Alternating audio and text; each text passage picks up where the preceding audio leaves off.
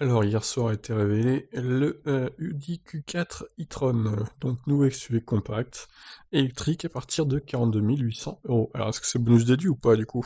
Ah non, c'est hors bonus. Ah, c'est pas mal. Ça veut dire que du coup, il va être à autour de 35 800, bonus déduit. Alors, voyons quand même les caractéristiques. Après le grand SUV e-tron et la sportive e-tron GT, Audi poursuit son offensive électrique et s'attaque au segment très populaire des SUV compacts avec la nouvelle Audi Q4 e-tron. En matière de design, cette version de série reste assez fidèle au concept. Bon, je vous passe l'intro, on s'en fout. Alors, les mesures, les mensurations, voilà. Directement, passons au tableau. Alors, 4,59 m de long pour les deux versions.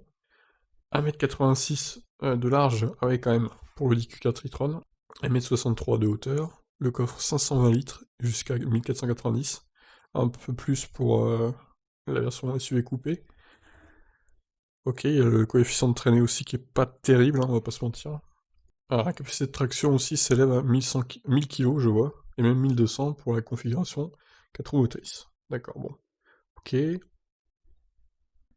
Déjà arrivé on ne sait pas, voilà, quelques semaines sûrement, l'intérieur du nouveau SUV électrique se distingue par une ambiance résolument futuriste. De 10,25 pouces, l'instrumentation numérique Virtual Cockpit est complétée par un écran tactile. Légèrement orienté vers le conducteur, elle varie de 10,1 à 11,6 pouces selon la finition choisie.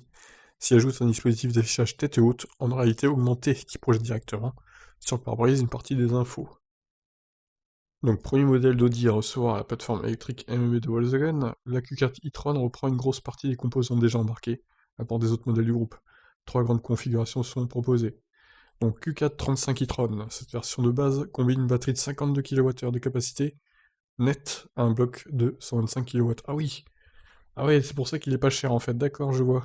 À l'arnaque, également configurée en propulsion, celle-ci embarque une batterie à la capacité portée à 77 kWh, donc la version Q440 e-tron, et un moteur de 204 chevaux, a priori uniquement disponible sur le Q4 e-tron. Cette version se révèle la plus performante en autonomie, 520 km de LTP. Donc il y a la Q4 e-tron Quattro 50, cette version haut de gamme reçoit deux moteurs électriques et développe jusqu'à 220 kW, de quoi assurer le 0 à 100 en 6 secondes 2. Ce qui est pas folichon, hein. La puissance du chargeur embarqué varie de 7,4 à 11 kW, tandis que la version charge rapide, donc 125 kW, normal, hein, ils ont repris les trucs de Volkswagen en fait, clairement. C'est exactement pareil quoi. Alors les perfs. Alors l'autonomie et la conso, tout est marqué, donc ça c'est bien.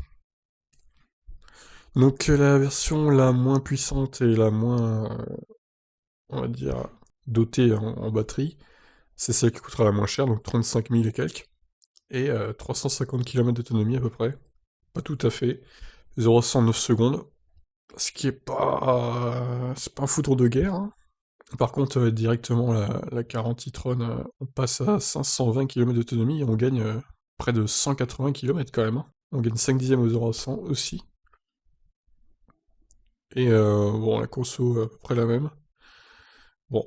Et puis après, il y a la version performance, e-tron Quattro, 6 secondes 2, donc 500 km d'autonomie à peu près. On gagne 2 secondes 3 sur le 0 à 100. Ok, et 125 kW donc pour les deux dernières versions.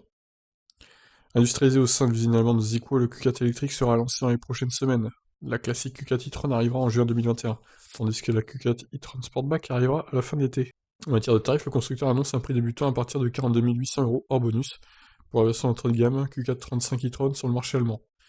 Attention, hein, c'est sur le marché allemand, donc on ne sait pas encore pour la France.